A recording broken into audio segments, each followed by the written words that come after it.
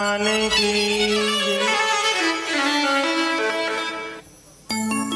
भगवान ने 7 कोस के गोवर्धन पर्वत को उठा लिया, सभी ब्रजवासी एकटक देखते रह गए।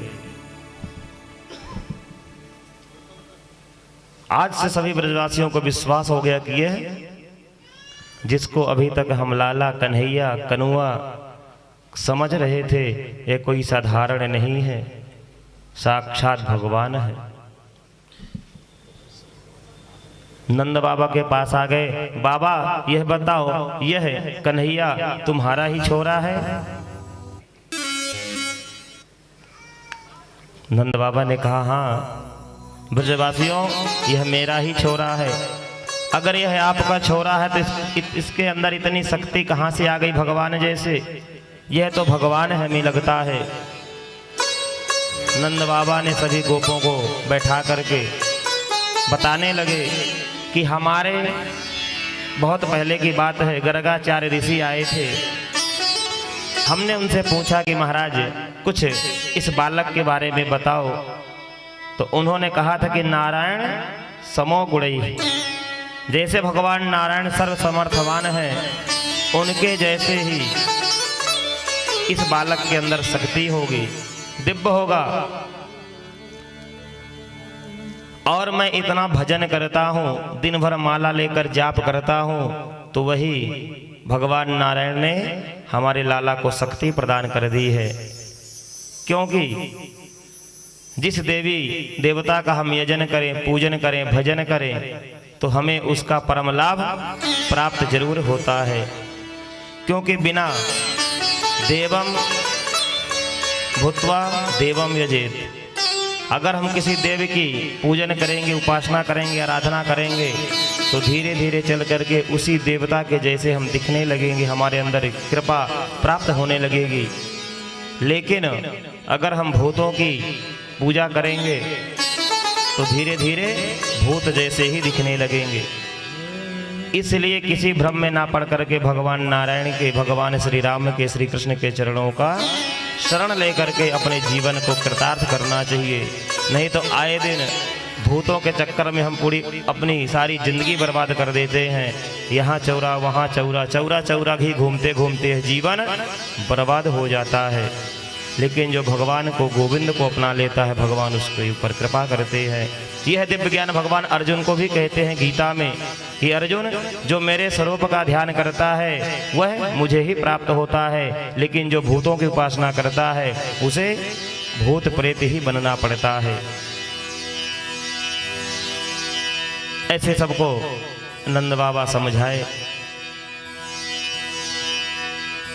कार्तिक प्रतिपदा शुक्ल पक्ष के दिन गोवर्धन भगवान की पूजन हुआ और तृतीया तक इंद्र ने बारिश की। तृतीया से लेकर के अक्षय नवमी तक 7 दिन लगातार मूसलाधार बारिश की। दशमी के दिन आकर के एकांत में भगवान से क्षमा याचना किया, प्रार्थना किया, भगवान का अभिषेक किया और भगवान को गोविंद नाम दिया। लेकिन दूसरे दिन आ गई एकादशी। नंद बाबा परम वैष्णव हैं, एकादशी बड़े विधि विधान से रखते हैं। हमारे आपके जैसे थोड़ी ही। एकादश्याम निराहारः समभ्यर्च जनार्दनम स्नातुं नंदस्तो कालिंद्या द्वादश्यम जलमाविशत। एकादशी का व्रत रखते हैं कैसे? निराहारः, जल का भी पान नहीं करते हैं। और हम लोग उस दिन समा के चावल है, कूटू की पकौड़ी है, पता नहीं जिस दिन ज्यादा घर में माल छने समझ लो उस दिन व्रत है। किसी ने पूछा क्यों? बोले पता नहीं, आज हम व्रत हैं, अन्न खाते नहीं हैं, बस थोड़ा सा फलहार, थोड़ा सा सेब ले लिए, मखाने इत्यादि की मेवे की खीर बना लिए, सुंदर सुंदर पकौड़ी खा लिए, अब क्या बचा? उसको व्रत नहीं कहते हैं। व्रत जो कि जनार्दन भगवान का, नारायण भगवान का ध्यान करे। उपवास उप समीपे वासम नारायण, जो उस दिन ज्यादा से ज्यादा भगवान नारायण के समीप रहे, और वासस मतलब निवास, जो भगवान नारायण के ही ध्यान का आचरण करके वास करे, उसी का नाम उपवास है। लेकिन हम लोगों ने भोजन न करने का ही उपवास मान लिया है कि आज हम व्रत हैं, और एकादशी व्रत सबसे श्रेष्ठ है, सबको करना चाहिए, क्योंकि सभी व्रतों में श्रेष्ठ एकादशी है। जिस प्रकार अगर इसको हम एक प्रकार से वैज्ञानिक दृष्टि से देखें तो जैसे कोई मशीन होती है, फैक्ट्री होती है, उनकी भी सफाई पुर्जे साफ किए जाते हैं, या हम काम करते हैं इस शरीर से, इस शरीर को भी हम संडे को रेस्ट चाहिए, तो जो हम दिन भर कुछ न कुछ पाते रहते हैं, तो जो हमारी इंद्रियां हैं उनकी भी साफ सफाई जरूरी है। तो कम से कम हफ्ते में ना हो सके तो 15 दिन में एक बार, जैसे आटा आप लोग चक्की में ले जाते हैं पिसता है, लेकिन जब चक्की वाला हफ्ते में एक दिन पूरा उनको धुरे को खोल करके दोनों पाटों को साफ करता है, ऐसे हमारे अंदर जो जठराग्नि है इसकी भी सफाई हमें 15 दिन में एक दिन करना चाहिए, व्रत रख करके, और भगवान का ज़्यादा से ज़्यादा भजन करना चाहिए। तब ये शरीर हमारा शुद्ध बुद्ध होगा, पवित्र होगा, और केवल भक्षम भक्ष हम लोग खाते रहेंगे, पीते रहेंगे, तो शरीर में अनेक प्रकार से व्याधियाँ आ जाती है। महाराज घी लगा करके रोटी नहीं खा सकते हैं, क्योंकि डॉक्टर ने मना किया है, ब्लड प्रेशर हाई हो जाएगा। ज़्यादा मीठा नहीं खा सकते हैं, डायबिटीज बढ़ जाएगी। किसी को थायराइड से, अनेक प्रकार की बीमारियों ने अब जन्म ले लिया है। क्यों? क्योंकि खान पान हम लोगों का शुद्ध नहीं है, आचार विचार शुद्ध नहीं है, जब मन चाहा तब खा लिया, न स्वच्छता का ध्यान न पवित्रता का ध्यान। लेकिन नंद बाबा ऐसे नहीं करते हैं, सारा दिन एकादशी का व्रत किया। लेकिन उस समय, पहले के समय में घड़ियां नहीं होती थी, अब तो लोगों के पास मोबाइल है, मोबाइल देखो, उसमें समय देखो, ज़्यादा टार्च की भी ज़रूरत नहीं है, टार्च का भी काम करती है। तो नंद बाबा को व्रत रहे, रात्रि में भूख लगी, तो आज मध्य रात्रि ही स्नान करने के लिए यमुना जी में गए। कुछ ग्वाल वाले भी साथ गए। जैसे यमुना जी में जाकर के डुबकी लगाई, सोनंद बाबा गायब। अब ब्रजवासी भागे, लाला लाला कन्हैया, तुम्हारा बाबा तो जमुना में डूब गयो। जैसे ही कन्हैया ने सुना, दौड़ लगाई और जाकर के यमुना में छलांग लगाई, सीधे पहुंच गए वरुण लोग। अब जैसे ही वरुण ने देखा कि सामने भगवान गोविंद आ रहे हैं, अपने सिंहासन से खड़े हो गए। सभी जितने उनके दूत थे खड़े होकर के भगवान का स्वागत सत्कार करने लगे। ओह धन्य हमारे जो भगवान आप पधारे, आज तो मैं धन्य हो गया। लेकिन आपका आना किस कारण हुआ? अपने सिंहासन में बैठा करके वरुण ने भगवान नारायण की, गोविंद की पूजन किया। नंद बाबा सब यह देख रहे हैं। कन्हैया ने कहा कि बेटा की पूजा करते हो, मेरे पिता को बांध करके डाल रखा है। पिता महाराज कहाँ? बोले वह सामने जो बंधे पड़े हैं वही हमारे पिता हैं। नंद बाबा अब तो वरुण बहुत लज्जित हुए, भगवान हमें क्षमा करना, गलती हो गई। ये जो हमारे कौन थे? दूत, इनको पता नहीं था, इसलिए यह गलती से ही पकड़ लाए। अजानता माम के ना, इनको पता नहीं था, जानते ही नहीं थे ये कि ये आपके पिता ने। इतनी हिम्मत हमारी कि आपके बाबा को हम पकड़ करके डालें। दूतों से गलती हो गई, क्षमा याचना किए, नंद बाबा को मुक्त कर दिए। और जैसे नंद बाबा को मुक्त किया, भगवान नंद बाबा को साथ मिला करके पुनः वृंदावन आ गए। अब सभी ब्रजवासी वहां पर खड़े हुए थे, टकटकी लगा करके सबने घेर लिया। अरे बाबा, तुमने ऐसी डुबकी लगाई कि पता ही नहीं चला। नंद बाबा ने कहा, अरे मुझे भ्रम हो गया समय का, क्योंकि पहले लोग अनुमान लगाते थे 12 से 3 रात्रि में कभी स्नान नहीं करना चाहिए किसी जलाशय में, वैसा ही समय नहीं होता है। आज बाबा से वही गलती हो गई।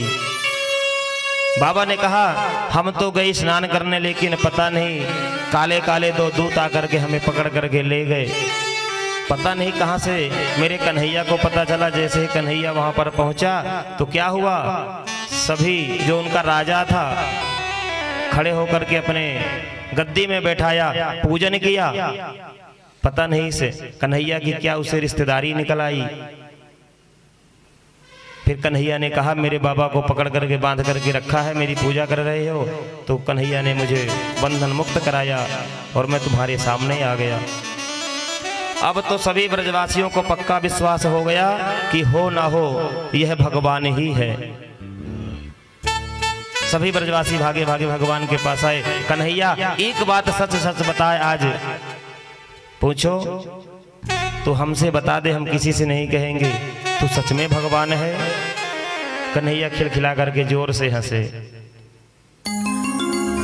अरे ब्रजवासियों, मेरे ऊपर क्यों पीछे पड़े हुए हो? मेरे पीछे क्यों पड़े हो भगवान बनाने में? अच्छा बताओ, मैं भगवान हुआ तो क्या करोगे? ब्रजवासियों ने कहा लाला तू भगवान अगर है तो भगवान बने रहे, मुझे कोई दिक्कत नहीं है, लेकिन क्या कर, अगर तू बैकुंठ वालों भगवान है तो मुझे एक बार बैकुंठ का दर्शन करा दे हम सब ब्रजवासियों को। भगवान ने कहा अगर ऐसी बात है तो ठीक है, दर्शन तो हम करा देंगे। चलो। कहां पर? रंग जो वृंदावन गए होंगे, रंग जी मंदिर के पास ही ब्रह्म कुंड है। भगवान ने सभी ब्रजवासियों को उस कुंड के पास लेकर के आए। नंद बाबा भी आए कि चलो देखो तो सही कन्हैया का बैकुंठ कैसे है। भगवान ने कहा जिस जिस ब्रजवासी को बैकुंठ का दर्शन करना है वह इस कुंड में कूद जाए। ब्रजवासियों ने कहा कन्हैया हम कूद जाएंगे, मजाक नहीं कर रहे हैं, अगर सही सही बोले तो कूद जाएंगे। कन्हैया ने कहा सही सही बोल रहे हैं, कूद जाओ। अच्छा लाला, इस कुंड में कूद गए फिर लौट करके कैसे आएंगे? कन्हैया ने कहा जैसे इस कुंड में कूदोगे बैकुंठ पहुंच जाओगे, ऐसे ही इस कुंड में फिर आ जाओगे और मैं तुम्हें साथ में ले चलूंगा, साथ में घुमा कर किसी कुंड के रास्ते से लेकर के आऊंगा। हाँ तब तो ठीक है कन्हैया, अगर तू साथ में है तो किसी प्रकार की कोई चिंता नहीं है। बोलो राधे राधे। आज भगवान कन्हैया ने सभी ब्रजवासी उस कुंड में कूदने लगे और जैसे जो ब्रजवासी कूदे सब पहुंच गए बैकुंठ। अब बैकुंठ में सब ब्रजवासी घूमने लगे। एक ब्रजवासी ने कहा देखो देखो यहाँ कितना सुंदर वातावरण है, लेकिन यहाँ पर कहीं अपना कन्हैया दिखाई नहीं दे रहा है।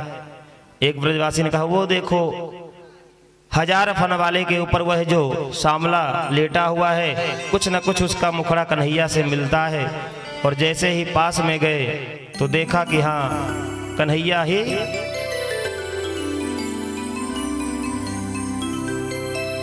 इस शेष पे लेटा हुआ है। अरे वाह, चलो चलो कन्हैया से मिलके आते हैं। सभी ब्रजवासी चले दिए और जैसे ही भगवान बैकुंठ पति के पास पहुंचने लगे, द्वारपालों ने रोक दिया, खबरदार भैया राम राम, मौन आशताम, यहाँ वार्तालाप नहीं चलता है, मुझे जाना है मिलना है। बोले नहीं, यहाँ से आगे कोई नहीं जा सकता है। अब तो ब्रजवासी सोचने लगे कि यहाँ के लोग बात तो राम राम भी नहीं किए। जब बैकुंठ घूम लिए तब मन में परिकल्पना हुई कि चलो हमारा वृंदावन ही ठीक है। तो जैसे ही मन में इच्छा किए और उसी कुंड में सब निकल पड़े। जैसे कुंड से बाहर देखा भगवान दिव्य बंसी की मधुर धुन बजाते हुए मुस्कुराते हुए भगवान ने कहा कहो ब्रजवासियों, बैकुंठ का दर्शन हुआ? सभी ब्रजवासियों ने कहा, हाँ लाला, तेरा वैकुंठ बड़ा दिव्य है, बड़ा अद्भुत है। अच्छा ये बताओ, तुम लोगों को आनंद आया?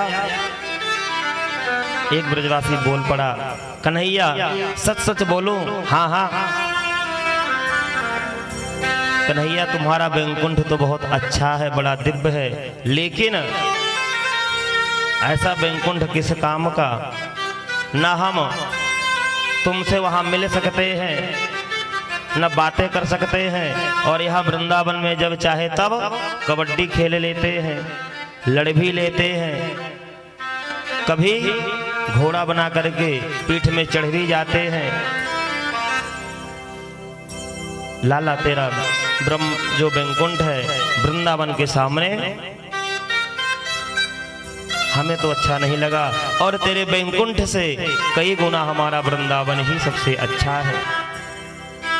सुखदेव जी कहते हैं, राजन परीक्षित, परमात्मा का इतना सरलीकरण केवल वृंदावन में हुआ, ब्रज में हुआ। जिन ब्रजवासियों को भगवान बड़े आसान से, बड़े सरलीकरण से प्राप्त हो गए, ऐसे ब्रजवासियों के लिए वैकुंठ भी, जिस वैकुंठ के लिए बड़े बड़े अमलात्मा विमलात्मा संत महात्मा समाधि लगाते हैं, ध्यान करते हैं कि उस वैकुंठ में हम चले जाएं, मोक्ष हो जाएं, लेकिन ब्रजवासी वैकुंठ को भी ठुकरा देते हैं। ये है वृंदावन की महिमा। क्योंकि वृंदावन भगवान का साक्षात घर है, और वृंदावन में जितने सरल करण से भगवान प्राप्त हुए हैं ब्रजवासियों को, ग्वाल वालों को, शायद ऐसा ब्रह्म कभी किसी को प्राप्त नहीं हुआ। धन्य है ब्रजवासी।